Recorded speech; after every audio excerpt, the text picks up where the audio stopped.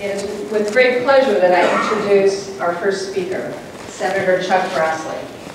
Now in his 6th term in the U.S. Senate, Senator Grassley represents the state of Iowa and serves as the ranking member of the Senate Judiciary Committee, where he's been an active member since being elected to the Senate in 1980. He is also a senior member of the Senate Finance Committee and serves on the Senate Budget Committee and the Senate Agriculture Committee. Senator Grassley understands the importance of government oversight, and his pursuit of accountability has crisscrossed virtually every federal agency.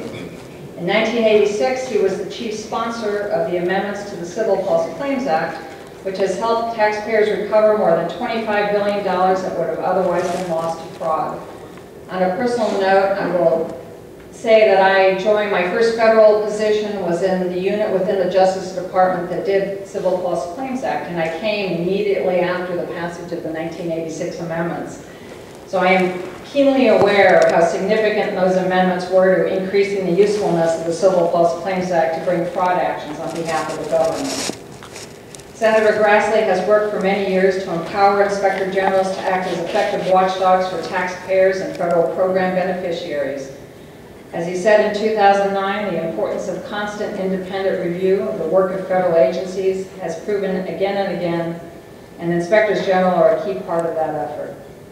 Senator Grassley understands the value of an independent inspector general. In fact, I had an opportunity to briefly meet the senator several months ago in his offices, where he told me that I like IGs. I particularly like very independent IGs. Well, Senator Grassley, I couldn't agree with you more. We're delighted to have you here.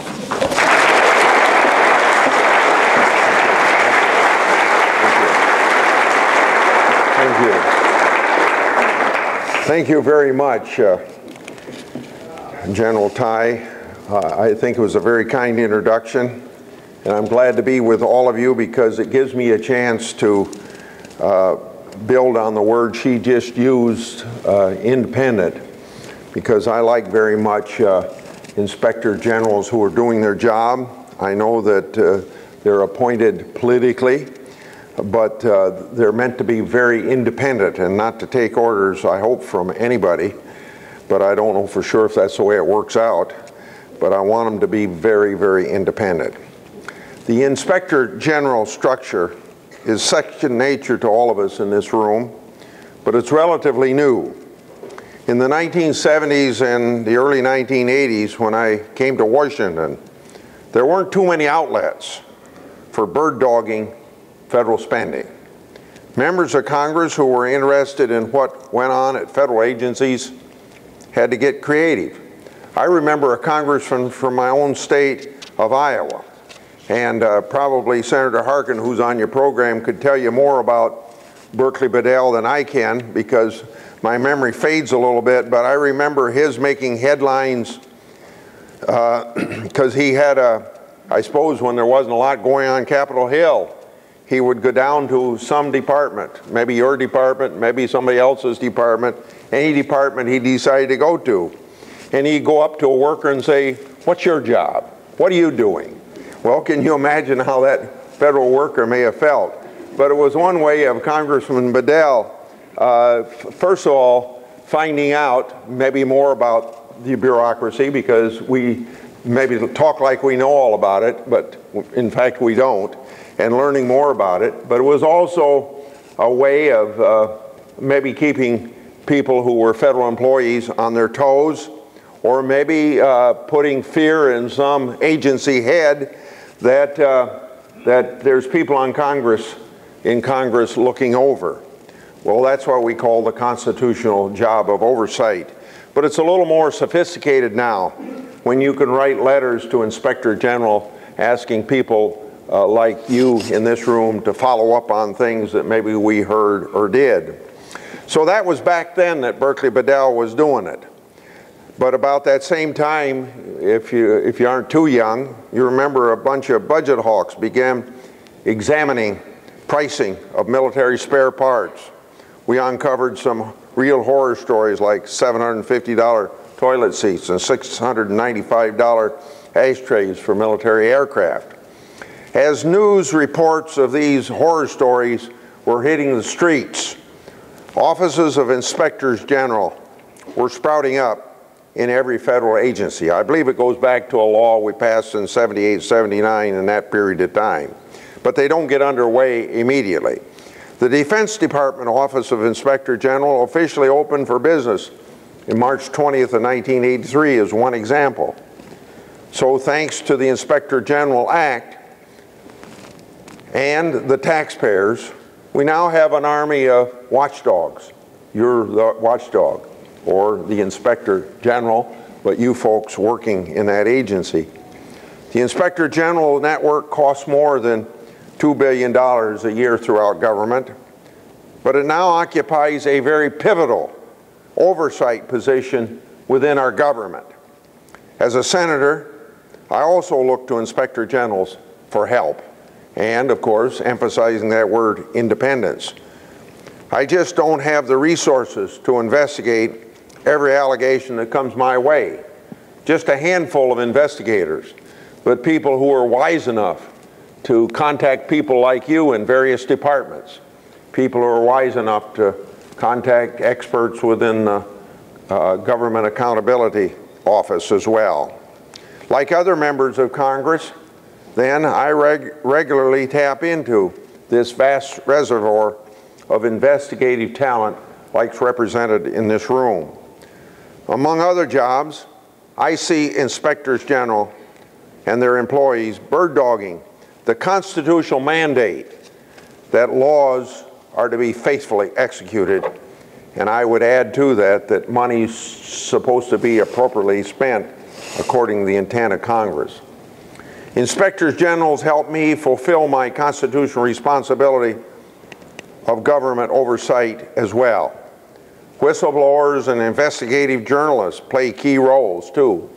I think some agency heads think that I wake up in the morning and say, today I'm going to investigate the FDA, or tomorrow going to investigate the FBI. I wish I were that insightful to be able to pick out what I was going to do or not do. But you know the bureaucracy is very, very big, and people like you know where the skeletons are, or whistleblowers do, or investigative journalists might. But these people also play a very key role, and probably 95% of my instigation of an investigation comes from people outside of my office who come to me with ideas or problems that they want to bring attention to. So, whether it's from whistleblowers or investigative journalists or from my own staff or others, when it gets around to involving you, I want you to know that all of us who care about good government count on people like you doing your job and being independent. We put our faith and our trust in your independence and, more importantly, in your honesty. We rely on your skills to root out and deter fraud and waste in government wherever it surfaces. If you ever wonder if your jobs are important, I'd like to have you consider this. The federal government right now, this year, and it'll be a growing figure over the years, spend $3.5 trillion last year, fiscal year. Now that's an astonishing amount of money. For every dollar that's out there, there are an untold number of scam artists, embezzlers, crooks, and general bad actors trying to get a piece of the action. Probably most of them outside of government, but probably even a few within government. We read about them every day. The fly-by-night pharmacies scamming Medicare, college administrators gaming federal student aid, and defense contractors building for supply, equipment, and services that are never delivered. These opportunists will always be with us. And you know the old story about why Willie Sutton robbed banks, because he said that's where the money is. Well, tax dollars are a honeypot for those with sticky fingers. Your job is to man the defenses and safeguard those taxpayer dollars. The level of protection against the theft of tax dollars consists mostly of inspectors generals, the Government Accountability Office, and civic-minded individuals who stick their neck out to blow the whistle on fraud or other things that are wrong. Inspector General's work is not very easy. It's a thankless job. You're greatly outnumbered. The work of digging through piles of documents to determine numbers that don't add up is very, very tedious. And adding to the challenge, if you're doing your job well, chances are that you're going to be treated like a skunk at a picnic. But as your paycheck demands, or as your appointment says, you got to keep going, regardless of how well you're liked. In fact, you know, somebody told me yesterday, as I was in Iowa doing some things, they said, stay out of trouble. I said, well, I think my job is to get into trouble. And I think that's a little bit like people like you. You're seeking trouble to find it, but also to be a watchdog so other people know you're around so that trouble doesn't happen in the first place. So I say you keep going. Managers don't like to be confronted with audits and reports that criticize their leadership. But audits are the tip of the Inspector General's spear, and the best way for the Inspector General to root out fraud and waste is to keep that spear point very, very sharp. Agencies are often quick to retaliate against whistleblowers. I've suggested to 4 presidents, and if we have a 5th president someday that I can suggest it to, it isn't going to happen either. But I think if you really, if you really want to encourage whistleblowing, which is where the people know where the skeletons are buried, even people like you that are in this business 24 hours a day, 24/7, maybe you think about it even on weekends. You can't know where it is. Somebody's got to tell you what's wrong. You got to have some respect to them. So what I've suggested to presidents in the past is only once would we need a Rose Garden ceremony to honor whistleblowers. So from the top of our government to the lowest levels of government, people know that when somebody is saying that something's wrong, they'll be respected for it instead of retaliated against. That would have a tremendous moral impact on government throughout. Raise the ethics of everybody, because if you know that people that are looking over your shoulder and might show that something's wrong, that in turn, if it's reported, it'll be found out about. It's a policeman on the street corner that's going to keep a thief from robbing the bank. So I've suggested that to whistleblowers, and you know, one president even told me, even one president of my political party told me, he says, well, if we did that, we would have 3,000 of them coming out of the woodwork. Well, that's just exactly what we want. Because people who are whistleblowers are often the only people within the federal government willing to speak the truth. In fact, the grandfather of whistleblowers, Ernie Fitzgerald of the Defense Department, once told me that whistleblowers are only, the only crime they commit is committing truth. Well, truth is what government ought to be all about. That brings about transparency. And if there's transparency in government, the people's right to know, then you get a right to know, you get the accountability that goes with transparency. And I believe that what you folks are all about is making our government more transparent.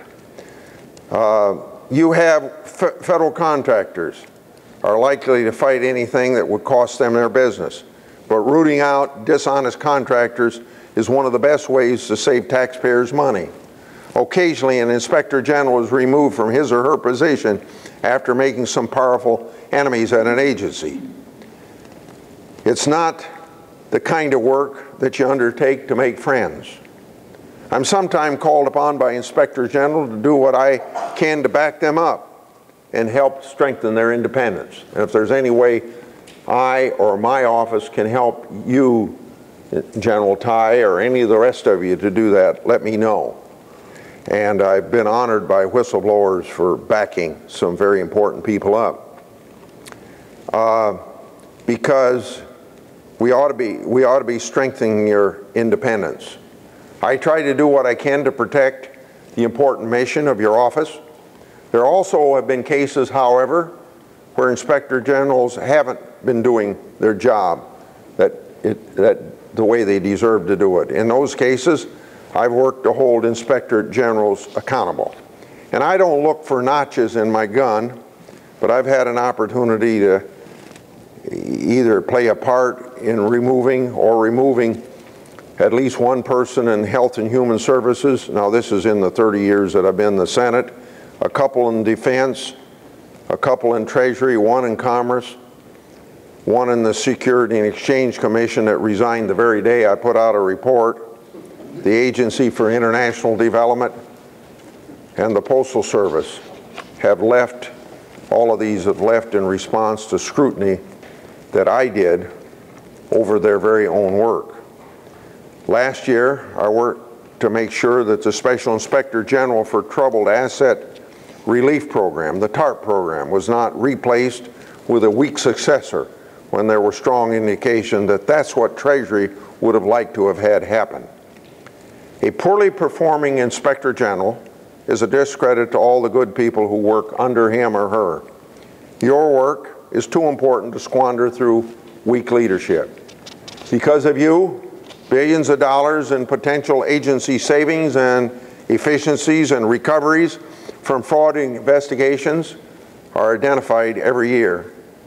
Thousands of individuals, meaning throughout all of the bureaucracy of government, thousands of individuals are indicted on criminal charges of defrauding the taxpayers. So, I ask a question, but I can answer that question. Why do you do it? Well, you do it because I believe you believe the taxpayers ought to get their money's worth. I believe that you believe laws ought to be faithfully executed, and you've assumed that responsibility. I've known a lot of Inspector General employees over the years, and my sense is you're motivated by the simple idea of rooting out fraud, waste, and theft and protecting taxpayers. You want to see taxpayers' dollars spent as carefully as if the money came out of your own wallet. You take satisfaction in making sure that people's government functions well for the people it serves. Now, if that's not your goal, then you ought to be happier in some other work. The success stories of inspectors general are legion. Some cases get more attention than others, like exposing the Interior Department's drafting error that costs the government billions of dollars in oil industry exploration royalties. The Inspector General maintained that the department covered up the mistake for nearly 5 years. But a case doesn't have to involve billions of dollars to have an impact. For example, your office built a case against a man in Missouri who was sentenced to 11 years in prison in order to pay back $653,000 in restitution for making and selling fake GED certificates. Cases like this not only bring criminals to justice, they also make others who might be tempted to try something similar think twice about the aggressive auditors and investigators on duty and on guard against illegal behavior. This work is the heart of what it means to be an Inspector General or to work for an Inspector General as you folks do. It is those focused public servants, all of you in this room and thousands like you who aren't in this room for other departments, who are the guardian angels watching over American taxpayers and the Treasury Department's vault. Without your work, the federal debt would be a lot worse than it already is. I want to thank you for your dedication, for your service, and most importantly, for your professionalism and the independence that goes with that professionalism. I hope you'll continue to perform with integrity, once again, for the 4th or 5th time, with independence and the desire to do what's right for our country to the best of your abilities. Once again, I say whenever I can help, I want to be a resource for you. Thank you for your work, and thank you again for inviting me to be here.